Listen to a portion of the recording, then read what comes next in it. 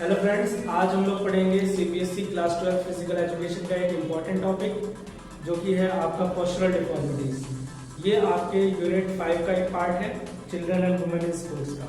तो जानते हैं पोस्चरल डिफॉर्मिटीज कितने टाइप के होते हैं। इस वीडियो में हम लोग पढ़ेंगे कि पोस्चरल डिफॉर्मिटीज के कौन कौन से टाइप है और उनको कैसे कैसे उन बीमारियों को ठीक किया जा सकता है। तो देखिए, पोस्चरल डिफॉर्मिटीज को अगर हम ध्यान से देखें तो 3 हिस्सों में हम बांट सकते हैं। पहला है स्पाइनल कर्वेचर,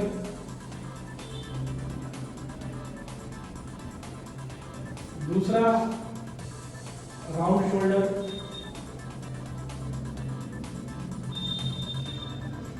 और तीसरा जो पार्ट है वो हमारा है लेग डिफॉर्मिटीज।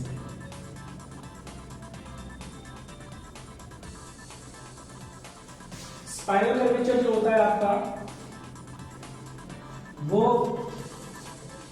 बेड पोस्चर्स है जो आपकी स्पाइन से रिलेटेड होती है। जब आपके स्पाइन में आप गलत तरीके से उठते बैठते हैं, गलत तरीके से लेटते हैं या बहुत ज्यादा हैवी वेट उठा लेते हैं, तो उन कारणों से जब आपके स्पाइन में डिफॉर्मिटीज आ जाती है तो वो स्पाइनल कर्वेचर की बीमारियां होती हैं। ये कॉमनली हमें जो नाम सुनने में आता है, आप सुनते होंगे काइफोसिस, इसके अलावा स्कोलियोसिस, अगला है लॉर्डोसिस। काइफोसिस, स्कोलियोसिस और लॉर्डोसिस। तो काइफोसिस क्या होता है? काइफोसिस होता है कुबड़। जब आप लोगों ने देखा होगा कि हम किसी लोगों के यहाँ पर कमर में हम्प निकल आता है, कुबड़ जिसे कहते हैं, वो होता है काइफोसिस। जब हमारे स्पाइनल कॉर्ड में एक साइड बोन जो है वो एस शेप में टर्न हो जाता है। आप अगर यहाँ ध्यान देंगे इस फिगर पर, तो ये सपोज हम, ये स्पाइन है हमारा, ये हमारा रेडियलिटी है, तो ये 3 हिस्सों में बटा होता है। ये हमारा सर्वाइकल रीजन है, ये हमारा थोराइसिस है और ये हमारा लंबर का पोर्शन है, सी रीजन, टी रीजन और एल रीजन। वहीं जब सी रीजन में, यानी कि हमारे जब यहाँ इस गर्दन के पोर्शन में जब स्पाइन में प्रॉब्लम आती है, तो काइफोसिस नामक जो डिफॉर्मिटीज है वो हो जाती है। वहीं जब ये थोराइसिस वाले रीजन में होता है, यानी कि गर्दन से लेकर के कमर तक के बीच के हिस्से में, तो वो हमारा स्कोलियोसिस कहलाता है। स्कोलियोसिस 2 तरीके का होता है, एक सिंपल स्कोलियोसिस होता है, एक होता है मल्टीपल स्कोलियोसिस। अगर आप लोगों ने आई मूवी देखी होगी तो उसमें हीरो जो है वो 6 फुट का हीरो, वो छोटा सा 4 फुट का हो जाता है, तो उसको मल्टीपल स्कोलियोसिस की बीमारी होती है, जिसमें स्पाइन जो है वो कई जगह से टर्न हो जाता है। स्कोलियोसिस में जो स्पाइन है वो थोड़ा सा टर्न हो जाता है, एक साइड बॉडी झुक जाती है, कंधा आपका टेढ़ा हो जाता है।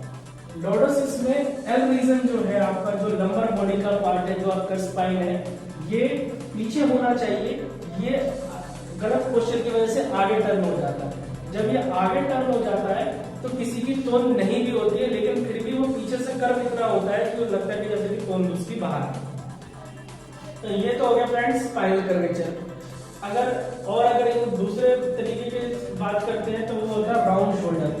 ये कॉमन आजकल डिफॉर्मिटीज हमें दिखने लग गई है छोटे बच्चों में, जो nursery, KG, first, second, third के बच्चे होते हैं, बेचारे छोटे से होते हैं, बहुत ज्यादा हैवी बैग लेकर के पड़े जाते हैं, ऐसे झुक जाते हैं। तो वो जब भी अगर उन्हें सीधे भी खड़ा रखेंगे तो वो उनकी कंधा आगे झुका रहेगा, तो इस बीमारी को कहा जाता है राउंड शोल्डर। वहीं जब लेग डिफॉर्मिटीज की अगर हम बात करते हैं, तो लेग डिफॉर्मिटीज में बो लेग, फ्लैट फुट,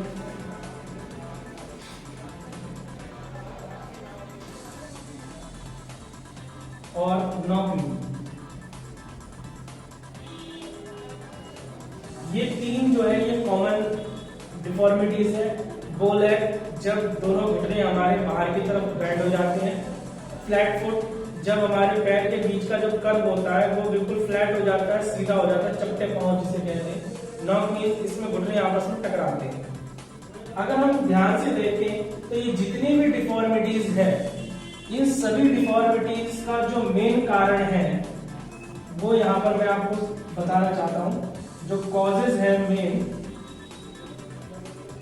पहला विटामिन डी की डेफिशिएंसी। जब विटामिन डी कम हो जाएगा तो हमारे स्पाइन में प्रॉब्लम या नेक में प्रॉब्लम या शोल्डर में प्रॉब्लम हो सकती है, क्योंकि ये सारी बीमारियां बोन से रिलेटेड है। और विटामिन डी कैल्शियम बनाता है, जिसकी वजह से जो है आपके शरीर में हड्डियां मजबूत होती हैं। जब हड्डियां कमजोर हो जाती हैं तो रिकेट्स की बीमारियां हो जाती है, और यही कारण है जिससे कि ये डिफॉर्मिटीज बनने लग जाती है। दूसरा कारण है हमारा बेड पोस्चर। तो बेड पोस्चर जितने होते हैं वो सारे के सारे हमारे गलत तरीके से उठने बैठने लेटने की वजह से होता है। तीसरा जो मेन कारण है वो है हमारा हैवी वेट। हैवी वेट, चाहे वेट हमारा हैवी हो या हम कोई हैवी वेट उठा रहे हैं।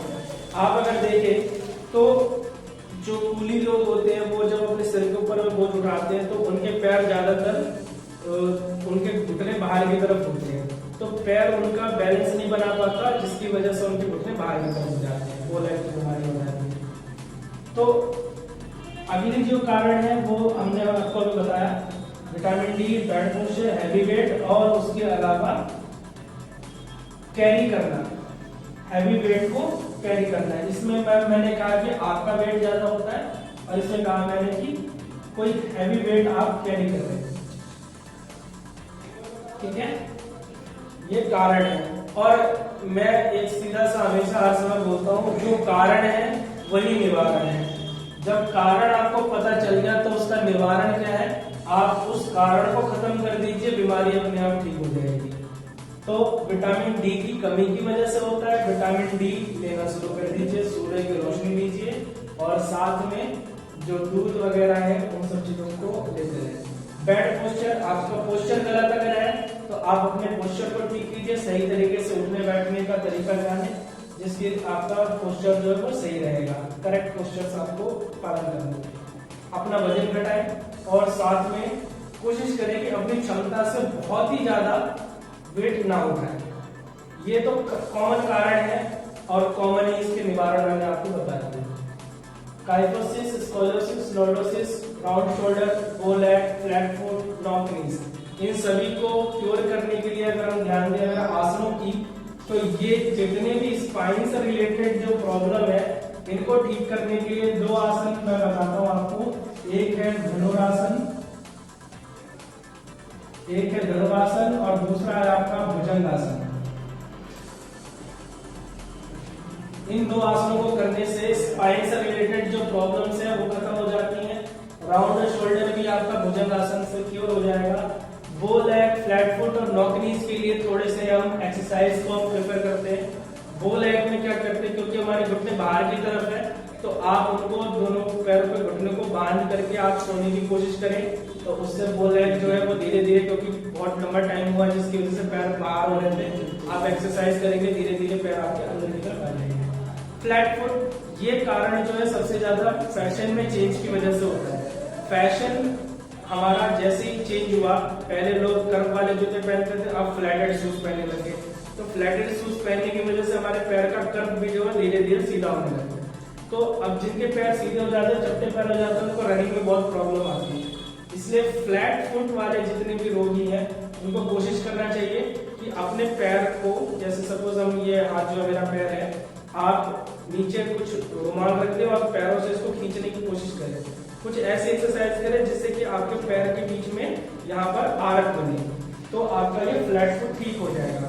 नॉक नीज जो है, नॉक नीज में आपके घुटने आपस में जुड़ते हैं, तो आप बीच में दोनों पैर के बीच में पिलो यानी तकिया रख करके अगर आप सोएंगे, या फिर पैर में बीच में कोई बॉल वगैरह रख करके चलने की एक्सरसाइज करते हैं, तो आपका जो नॉक नीज की जो डिफॉर्मिटीज है ये क्योर हो जाती है। फ्रेंड्स, आज की वीडियो में इतना ही। हम लोगों ने पोस्चरल डिफॉर्मिटीज समझा, और हम लोगों ने ये सारी बीमारियों के नाम, इनके कॉजेस और इसके जो रेमेडीज है वो हमने सीखा। थैंक यू फ्रेंड्स, अगले वीडियो में फिर मिलेंगे।